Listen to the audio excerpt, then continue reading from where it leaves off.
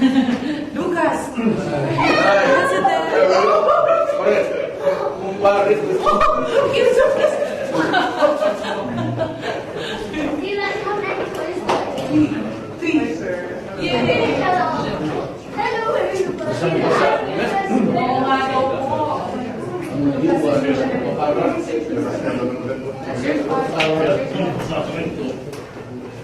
You happy to meet the president? Right. Sir, konti lang. Nakawide ako, sir. Yeah, Okay. Yes, sir. Guys, you have to flip the Bible because some left out of the You have to hold it. Kasi I have to put up my... Muna tayo. Itong sabi ko ay ikaw ang researcher na bawala ko sa iyo. Pare, okay ka na dyan? Ready na? Okay ka na? Ready, sir? Okay na? Okay. I, Alan Peter Shram Cayetano, having been appointed to the position of having been appointed to the position of Secretary of the Department of Foreign Affairs, do hereby solemnly swear do hereby solemnly swear that I will faithfully discharge to the best of my ability that I will faithfully discharge to the best of my ability the duties of my present position the duties of my present position and of all others I may hereafter hold under the Republic of the Philippines, and of all others I may hereafter hold under the Republic of the Philippines, that I will support and defend the Constitution of the Philippines, that I will support and defend the Constitution of the Philippines, that I will bear true faith and allegiance to the same, that I will bear true faith and allegiance to the same, that I will obey the laws, legal orders, and decrees promulgated by the duly constituted authorities of the Republic of the Philippines, that I will obey the laws, legal orders, and decrees promulgated by the duly constituted authorities of the Republic of the Philippines, and that impose this obligation upon myself voluntarily without mental reservation or purpose of evasion. and that I impose this obligation upon myself voluntarily without mental reservation or purpose of evasion. So help me God. So help me God. Congratulations, Secretary.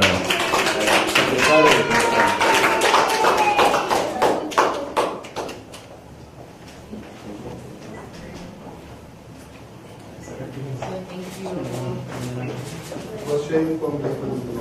Pakalbo yan. Nagalit asawa ko nung nagpapalabas. Kaya nagpapalabas ako. Professional volleyball player. Si Jen Boss yung nag-organize sa basketball group na campaign. Asawa niya, Boss. Excuse me, For Miguel. 6'7". This is Lucas!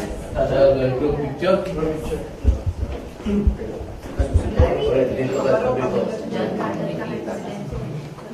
Kaya naman ang movie tayo natin para you're so blessed, Lucas. Hold that Lucas will export that to China.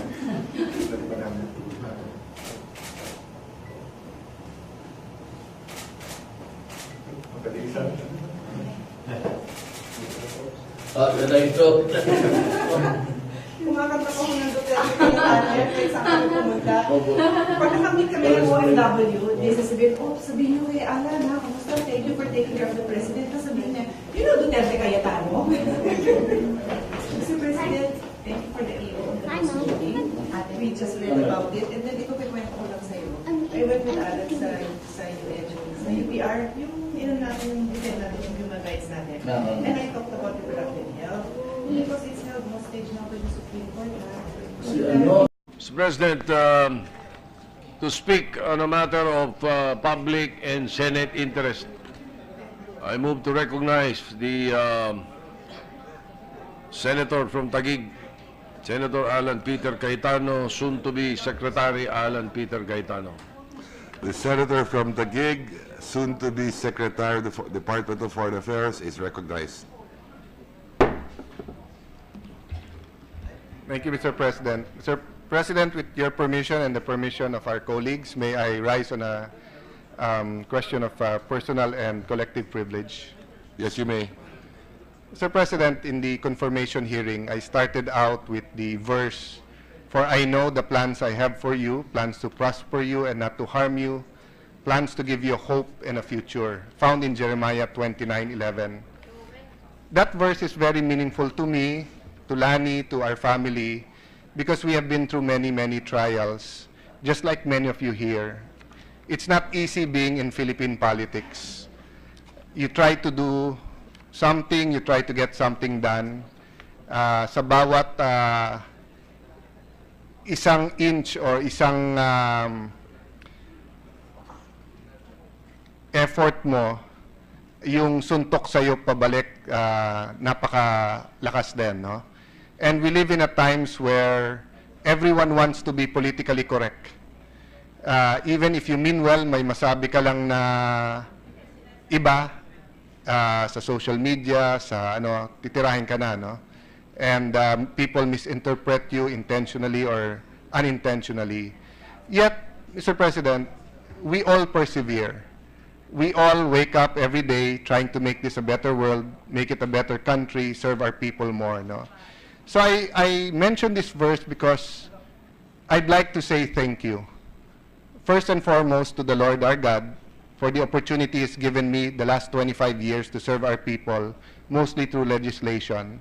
And now from being a politician, public servant, hopefully to a statesman, diplomat.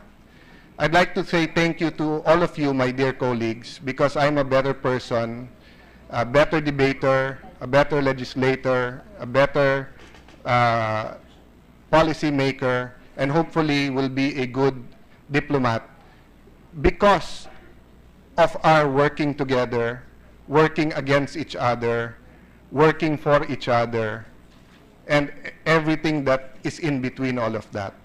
So, Mr. President, I'm here today to say thank you to the city of Taguig, where I started. Thank you to the House of Representatives, where I was 9 years. Thank you to the Senate of the Philippines, where my father served, my sister served, and God willing, this will be my last day here. But I'd also like to say thank you to each and every person who've helped me get here. My brother, Lino, the director, keeps telling me, Kuya, yung mga taong nasa likod ng camera. So I brought one person here.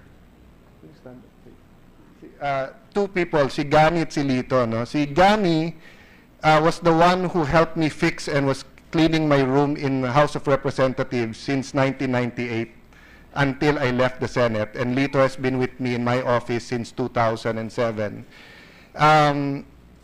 I got proclaimed late nung 1998 dahil magulo yung election sa Taguig. So I got the last office in Congress sa pinaka top floor, sa 6th floor, and wala pang CR yung mga bawat office nun. So nasa kanto yung CR, medyo smelly yung CR, and I got that office near there. So Gani worked with me for 9 years, making my office livable, smelling better, fixing it and everything. And even during Christmas Eves, we still see each other.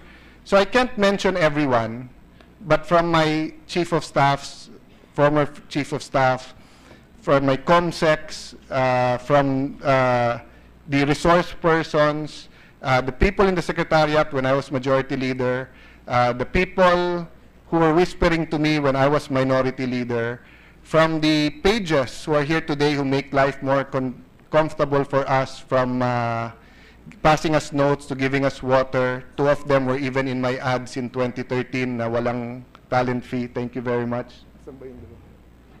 Nandun sila sa likod. So, Mr. President, ayoko po magpakahaba. My staff prepared a PowerPoint of certain things we achieved. But sabi ko, alam mo, nakakayang ipakita yan kasi you're going to show it in a room na napaka-accomplished ng mga tao. No, each one of you here po, hindi ko na isa-isahin dahil baka may hindi ako mabanggit.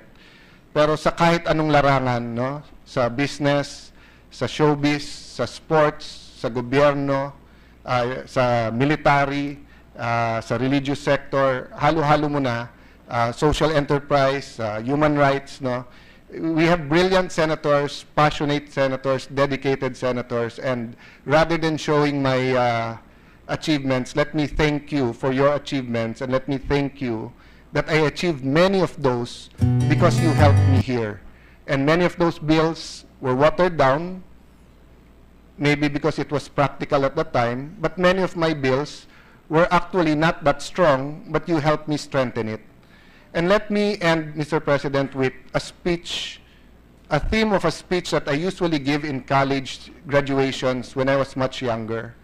When I was much younger, and it started in UPLB, where I took one semester agricultural economics. When I went back as a congressman, Migs was there, older brother there. When I got back, nasabi ko sa mga taga-UPLB, ano ang Filipino dream? So I asked the students, o kayo, ano yung Filipino dream? Walang makasagot. So I told them, how about the American dream? So, hindi pa naman uso yung Google nun, no? But at that time, no one knew the exact definition of the American dream, but everyone knew what it was, di ba? That you can be born poor, born in the most rural area, born outside America, but you can become the most innovative, you can become the Steve Jobs, or you can become the Donald Trump or the Barack Obama, di ba? That's the American dream, the opportunity for everyone. So I went back to ask the students again, ano ang Filipino dream? At ang sagot po ng ilan, sir, makakuha ng visa. To get a visa sa US, why? So that their families can have a chance for a better life. So grabe po ang pila sa US Embassy noong mga panahon na yon. Of course, the Filipinos discovered Europe, Japan, New Zealand, the Middle East, Hong Kong, Singapore, you name the country, may Pilipino doon, di ba? And they are pursuing the Filipino dream. Filipino dream na makapag-aral man lang yung kanilang mga anak. Filipino dream na mapagamot lang yung kanilang nanay o anak na may sakit. Filipino dream na magkaroon ng sariling bahay, no? Or yung Filipino dream po na makapagtapos lang yung kanilang anak. I mention this, my dear colleagues, because I'd like to leave you with this covenant. No? My job in the coming days will be focused on the protection, the welfare, the convenience, and the comfort of the OFWs. But you will continue the job of creating a Filipino dream wherein they do not have to go abroad to be able to fulfill their dreams for their family.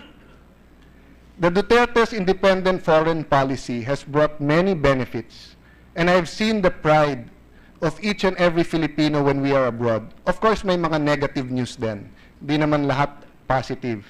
Pero bumalik yung pride na Pilipino kami. And it's no small feat for President Trump to be calling our president, to call the President Xi Jinping of China to help out with North Korea.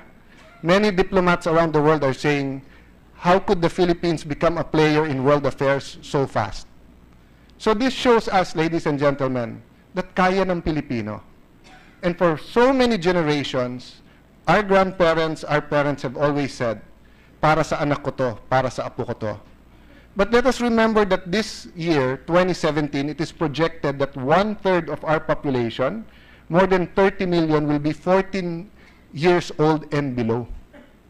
And more than half of our population will fall under the UN or any or some other organization's definition of youth. Meaning we have a very, very young population. This tells us three things. Number one, di na natin pwedeng sabihin para sa mga anak natin to or sa mga apo. It should be for this generation right now. Number two, the kind of economy that we will have tomorrow, may advantage tayo. If we can give them the right schooling, the right medical services, the right, the right advantages. And lastly, it tells us na maganda ang ating kinabukasan. So my dear colleagues, I know I will look back and tell myself, dapat nagawa ko to, dapat na-file ko tong bill na to, dapat active ako sa committee ito. But I am comforted to know that you will do that. And I am comforted to know that many of you, if not all, have more expertise than me in the fields, in the chairmanships that you have. But I will ask you for help because I did not train, I did not study to be the chief diplomat. But if I have the Senate of the Philippines behind me, then that will be a great, great advantage.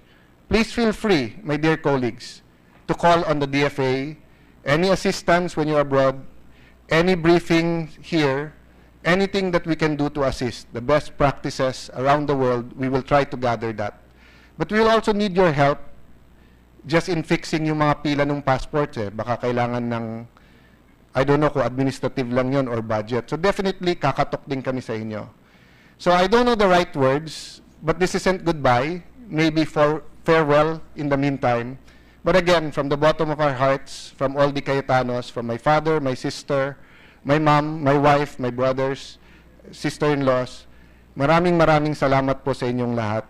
We love you at salamat po sa pagmamahal na binigay nyo din po sa amin. Lastly po, kung meron man akong nasaktan or na personal sa mga debate, please accept my apologies. I don't promise not to do it again. But this time around, I'll do it as a diplomat, so I'll be much kinder. But please also guide me. And if I did do it, it was not meant to hurt you, but it was in the spirit of crafting better laws or yung sa paghuhubog ng isang mas magandang Pilipinas. Again, thank you very much, everyone. God bless you. Salamat, Mr. President. Thank you. Majority Leader, We have a 1-minute suspension, Mr. President. session is suspended.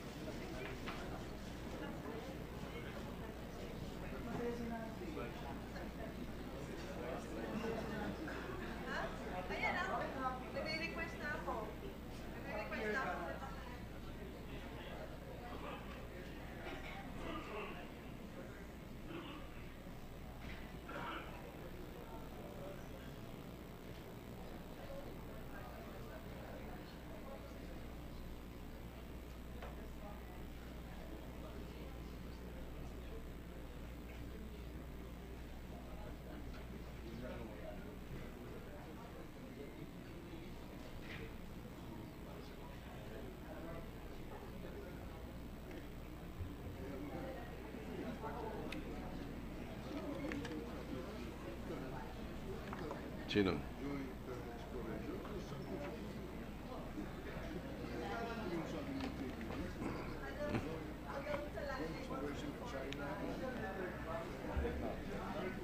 We are ready to resume, Mr. President. Session is resumed. Iba naman yung isip ko.